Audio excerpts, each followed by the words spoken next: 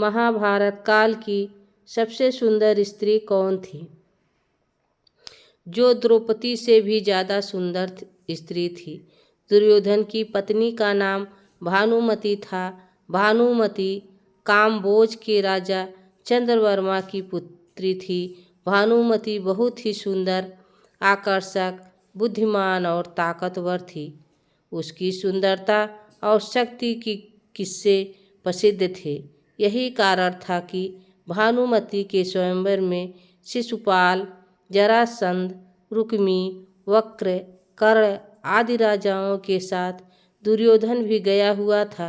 कहते हैं कि जब भानुमति हाथ में माला लेकर अपनी दासियों और अंगरक्षकों के साथ दरबार में आई और एक एक करके सभी राजाओं के पास से गुजरी, तो वह दुर्योधन के सामने से भी गुजरी।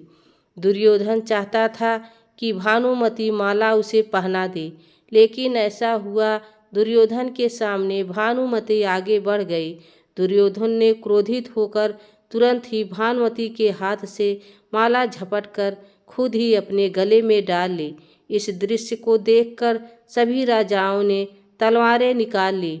ऐसी स्थिति में दुर्योधन ने भानुमति का हाथ पकड़ा और वह उसे महल से के बाहर ले जाते हुए सभी योद्धाओं से बोला, कर्ण को परास्त करके मेरे पास आना।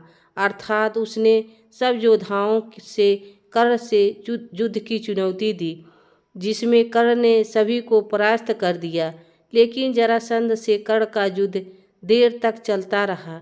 जरासंध में दुर्योधन की बीवी भानुमति के स्वयंवर में भी भाग लिया और जब दुर्योधन जबरन भानुमति को अपनी पत्नी बनाना चाह रहा था, तब जरासंध और कर्ण ने 21 दिन तक युद्ध चला और कर्ण जीता।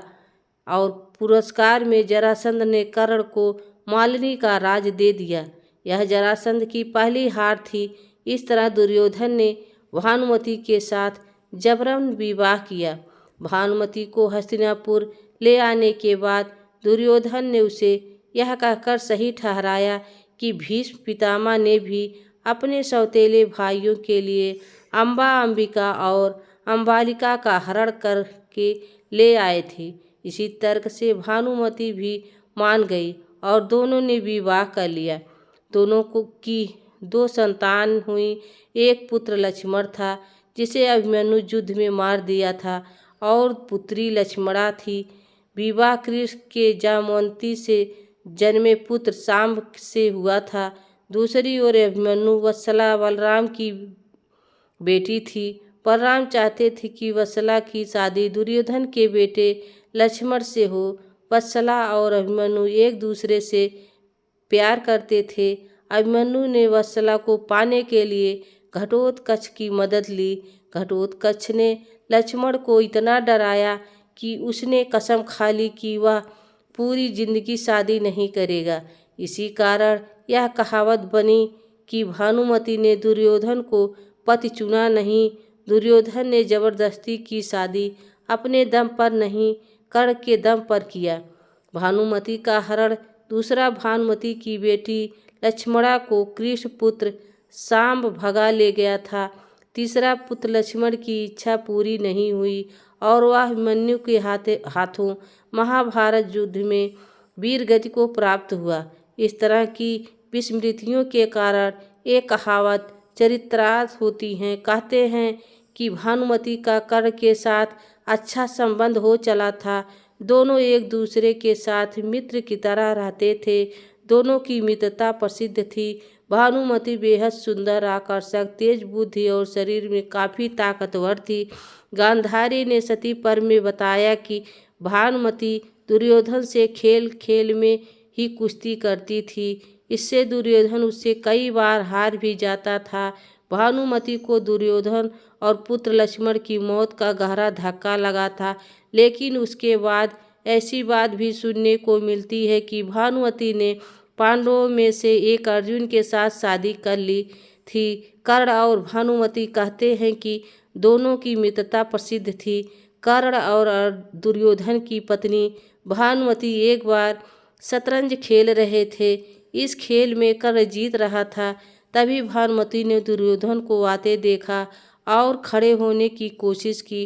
दुर्योधन के आने के बारे में कर्ण को पता नहीं था, इसलिए जैसे ही भानुमति उठने की कोशिश की, कर्ण ने पकड़कर बिठाना चाहा।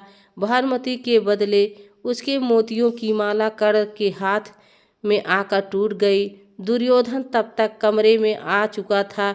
दुर्योधन को देखकर भानुमति और कर्ण दोनों डर गए कि दुर्योधन को कोई गलत शक ना हो जाए, परंतु दुर्योधन को कर्ण पर बहुत विश्वास था।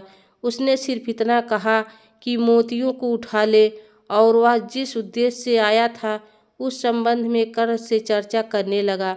इस विश्वास के चलते ही कर्ण गलत समझ लिए जाने से बच गए। हालांकि कुछ लोग इस घटना का वर्णन इस तरह करते हैं कि दोनों शतरंज खेल रहे थे, भानुमति हार रही थी तो कर्ण प्रसन्न था। इतने में दुर्योधन के आने की आहट हुई तो भानुमति सहसा खेल छोड़कर उठने लगी।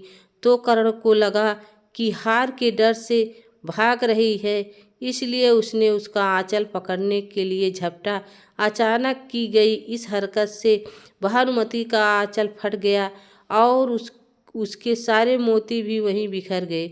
ऐसे ही समय कर्ण को भी दुर्योधन आते दिखाई दिया। दोनों शर्म से मरे जा रहे थे और उन्हें डर सता रहा था कि अब दुर्योधन क्या समझेगा। जब दुर्योधन निकट आया तो दोनों उससे आंखें नहीं मिला पा रहे थे। तब दुर्योधन हंसकर कहा कि मोती बिखरे रहने दोगे या मैं तुम्हारी मदद करूं मोती समेटने में। दोस्तों, यह वीडियो आप सबको कैसी लगी कमेंट में ज़रूर बताना। चैनल पर नए हो तो लाइक सब्सक्राइब जरूर कर देना। तब तक के लिए राधे राधे, जय श्री कृष्ण, धन्यवाद।